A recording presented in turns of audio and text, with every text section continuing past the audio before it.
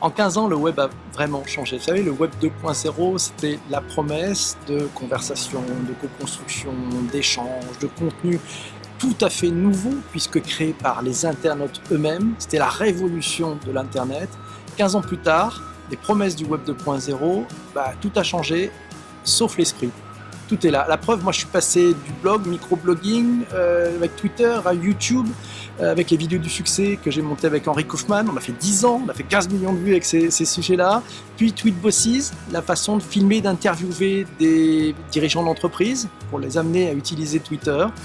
Et enfin, le live avec Meerkat, Periscope et la possibilité de tout changer grâce à la technologie, c'est-à-dire c'est de filmer en direct et d'avoir les interactions des commentateurs qui viennent nourrir le contenu.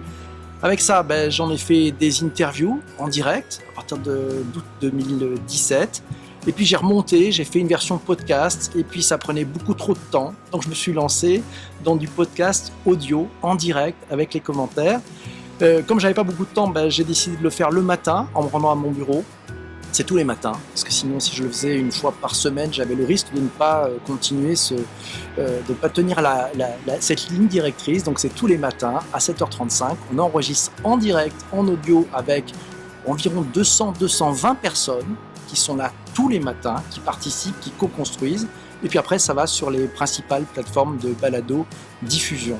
C'est tout à fait nouveau, c'est du podcast live, c'est peut-être la 3e catégorie de podcast. On connaissait le surgelé de la radio, on connaissait les podcasts natifs faits par des talents du numérique et du son. Il y a peut-être cette nouvelle voie qui s'offre, donc ça nous ouvre des chemins encore tout à fait nouveaux.